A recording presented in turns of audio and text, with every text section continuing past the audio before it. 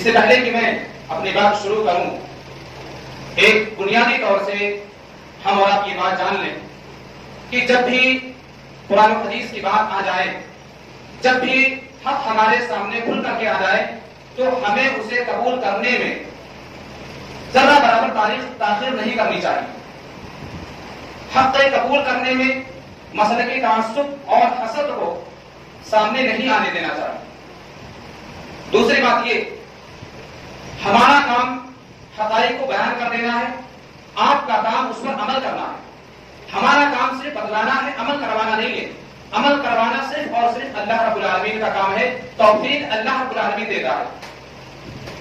میرے بھائی اور بزرگوں، یہ بات کسی پر مخفی نہیں ہے کہ رسول اکرم صلی اللہ علیہ وسلم کی ولادت باسعادت ماہ ربیع الاول میں ہوئی، اور جس دن آپ صلی اللہ علیہ وسلم پیدا ہوئے وہ دن پیر یعنی سوموار کا دن تھا۔ یوں تو نبی کریم صلی اللہ علیہ وسلم کی ثنا کرنا، آپ صلی اللہ علیہ وسلم کی مدح کرنا، آپ کی تعریف و توصیف بیان کرنا جزو ایمان ہے۔ آپ صلی اللہ علیہ وسلم سے عقیدت و محبت رکھنا عین ایمان ہے۔ اور اگر میں شاعری کی زبان میں کہوں تو یہ کہ سب کچھ خدا سے مانگ لیا تجھ کو مان کر، سب کچھ خدا سے مانگ لیا تجھ کو مان کر، اور اٹھتے نہیں ہیں ہاتھ میرے اس دعا کے بعد۔ وہ دل مسلمانوں کا دل ہو ہی نہیں سکتا جس دل کے اندر نبی کریم صلی اللہ علیہ وسلم کی نئی محبت نہ ہو۔ وہ دل ہی نہیں ہے جس دل میں نبی کریم صلی اللہ علیہ وسلم کے نئی عقیدت و محبت نہ ہو۔ لیکن سوال یہ ہے کہ عقیدت و محبت کی کسوٹی کیا ہے؟ عقیدت و محبت کا معیار کیا ہے؟ کیا عقیدت و محبت کا وہ معیار چلے گا جو ہم خود بنا لیں؟ کیا عقیدت و محبت کی وہ کسوٹی چلے گی جسے ہم خود اپنے ہاتھوں سے تراش لیں؟ اگر ایسی بات ہے تو میں یہ پوچھتا ہوں کہ ابو طالب کی محبت میں کیا کمی رہ گئی تھی؟ انہوں نے تو رسول اکرم صلی اللہ علیہ وسلم کی چاہت اور محبت میں کوئی کسر نہیں چھوڑی تھی۔ اس کے باوجود بخاری اور مسلم کی روایت میں ہے کہ ابو طالب کو جہنم میں ڈالا جائے گا۔ یہ روایت بتلاتی ہے کہ عقیدت و محبت کا وہی معیار قابل تسلیم ہوگا، عقیدت و محبت کی وہی کسوٹی قابل قبول ہوگی جسے اللہ اور اس کے رسول نے مقرر کیا ہو، جسے اللہ اور اس کے رسول نے بنانا ہو۔ اللہ اور اس کے رسول کے علاوہ عقیدت و محبت کا معیار اگر کوئی دوسرا بناتا ہے تو وہ ناقابل قبول ہوگا، وہ معیار ناقابل تسلیم ہوگا۔ اللہ رب العالمین نے رسول اکرم صلی اللہ علیہ وسلم سے عقیدت و محبت کی کسوٹی کو بیان کرتے ہوئے فرمایا، قل ان کنتم تحبون اللہ فاتبعونی یحببکم اللہ ویغفر لکم ذنوبکم۔ اے میرے نبی، آپ لوگوں میں اعلان کر دو کہ اگر تم اللہ رب العزت سے محبت کرنا چاہتے ہو، اگر تم مجھ سے محبت کرنا چاہتے ہو تو میری اتباع کرو، میری پیروی کرو، میرے بتائے ہوئے راستوں پر چلو۔ یعنی اللہ رب العالمین نے رسول اکرم صلی اللہ علیہ وسلم سے محبت اور عقیدت کا معیار یہ بتایا ہے کہ آپ صلی اللہ علیہ وسلم کے نقش قدم پر چلا جائے، رسول اکرم صلی اللہ علیہ وسلم کے بتائے ہوئے راستوں پر چلا جائے۔ جو جتنا زیادہ نبی کریم صلی اللہ علیہ وسلم کے نقش قدم پر چلے گا وہ اتنا ہی نبی کریم صلی اللہ علیہ وسلم سے محبت کرنے والا ہوگا، وہ اتنا ہی رسول اکرم صلی اللہ علیہ وسلم کا محب ہوگا، وہ اتنا ہی نبی کریم صلی اللہ علیہ وسلم کا ماننے والا اور رسول اکرم صلی اللہ علیہ وسلم سے محبت کرنے والا ہوگا۔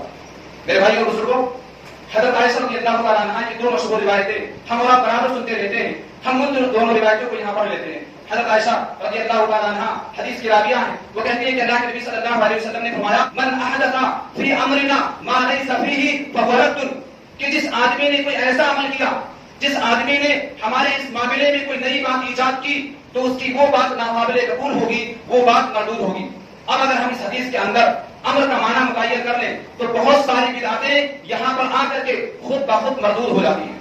حافظ ابن رجب حنبلی رحمۃ اللہ علیہ کی مشہور کتاب جامع العلوم والحکم کے اندر لکھتے ہیں کہ بعض حدیث کے الفاظ یہ ہیں، من احدث فی دیننا، ہمارے دین کے اندر، امور شریعت کے اندر، دین کے معاملے میں اگر کوئی نئی بات ایجاد کرے گا تو اس کی وہ بات ناقابل تسلیم ہوگی، اس کی وہ بات مردود ہوگی، اس بات کو نہیں لیا جائے گا۔ لہذا حافظ ابن رجب حنبلی رحمۃ اللہ علیہ نے یہاں امر کا معنی متعین کر کے یہ بات بالکل بے غبار کر دی ہے کہ دین کے معاملے میں نئی بات کو ایجاد کرنے سے رسول اکرم صلی اللہ علیہ وسلم نے منع فرمایا ہے۔ اب یہ اعتراض بالکل لایانی اور بوکس ہوگا کہ رسول اکرم صلی اللہ علیہ وسلم اونٹ پر سواری کرتے تھے، رسول اکرم صلی اللہ علیہ وسلم کھچر کی سواری کرتے تھے، تو آج تم لوگ ٹرینوں کی سواری کیوں کرتے ہو، بسوں کی سواری کیوں کرتے ہو؟ ہم اس لیے کرتے ہیں کہ رسول اکرم صلی اللہ علیہ وسلم نے دین کے معاملے میں نئی بات کو ایجاد کرنے سے منع فرمایا ہے.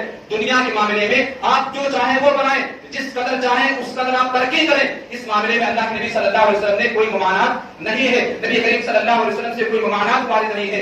دین کے معاملے میں نئی بات کو ایجاد کرنے سے رسول اکرم صلی اللہ علیہ وسلم نے منع فرمایا. اسی طرح سے عمل بھی حضرت عائشہ رضی اللہ تعالی عنہا کی دوسری روایت جس میں اللہ کے نبی صلی اللہ علیہ وسلم نے فرمایا من عمل عملا لیس علیہ امرنا فہو رد, کہ جس کسی نے کوئی ایسا عمل کیا جو عمل ہم نے نہیں کیا, جو عمل ہمارے صحابہ نے نہیں کیا, جو عمل تابعین نظام نے نہیں کیا, ایسا ہر عمل مردود ہوگا, ایسا ہر عمل ناقابل تسلیم ہوگا. میرے بھائیوں بزرگوں, ان باتوں کو سامنے رکھ کر کے ہم اور آپ اب عید میلاد النبی کے معاملے پر آتے ہیں. اس سے پہلے کہ میں اس سلسلے میں مزید گفتگو کروں, حضرت انس رضی اللہ تعالیٰ عنہ سے مروی ایک روایت جو ابو داؤد کتاب الصلاۃ کے اندر وارد ہے وہ بیان کر دینا مناسب سمجھتا ہوں. حضرت انس رضی اللہ تعالیٰ عنہ کہتے ہیں کہ جب اللہ کے نبی صلی اللہ علیہ وسلم مدینہ کے اندر آئے, قدم النبی صلی اللہ علیہ وسلم المدینہ, کہ جب رسول اکرم صلی اللہ علیہ وسلم مکہ سے ہجرت کر کے مدینہ آئے تو مدینہ والے 2 دنوں کے اندر کھیل کود کرتے تھے, لہو لعب کرتے تھے, خوشی مناتے تھے. مدینہ والے 2 دنوں کے اندر کھیل کود کرتے تھے, خوشی مناتے تھے. اللہ کے نبی صلی اللہ علیہ وسلم نے صحابہ کرام سے پوچھا ما هذان اليومان, اے میرے صحابہ یہ بتلاؤ کہ یہ 2 دن کیسے ہیں, یہ کھیل کود کرتے ہو تم لوگ ان 2 دنوں کے اندر, ان دونوں دنوں کی حقیقت کیا ہے؟ صحابہ کرام نے جواب دیا قالوا كنا نلعب فيهما في الجاهليه, اے ہمارے نبی ہم زمانے جاہلیت میں ان دونوں دنوں کے اندر کھیل کود کرتے تھے, لہو لعب کرتے تھے, خوشی مناتے تھے. اور اسی زمانے جاہلیت کی رسم اب بھی چل رہی ہے. مدینہ والے آج بھی ان 2 دنوں کے اندر کھیل کود کرتے ہیں, لہو لعب کرتے ہیں, خوشی مناتے ہیں.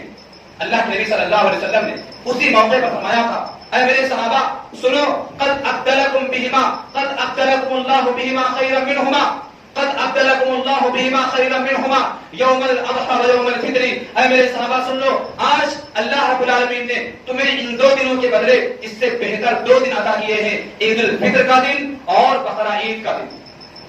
خوشی منانے کے لیے رب العالمین نے تمہیں صرف 2 دن عطا کیے ہیں, بقرہ عید کا دن اور عید الفطر کا دن. گویا رسول اکرم صلی اللہ علیہ وسلم نے اور اللہ رب العالمین نے مسلمانوں کے لیے خوشی منانے کے طور پر, خوشی کے طور پر 2 دن مقرر کیے ہیں. اللہ اور اس کے رسول کی جانب سے صرف 2 عیدیں مقرر ہوئی ہیں.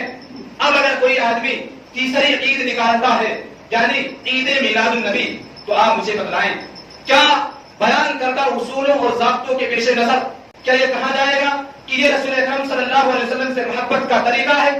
کیا یہ کہا جائے گا کہ یہ رسول اکرم صلی اللہ علیہ وسلم سے اظہار محبت کا انداز ہے؟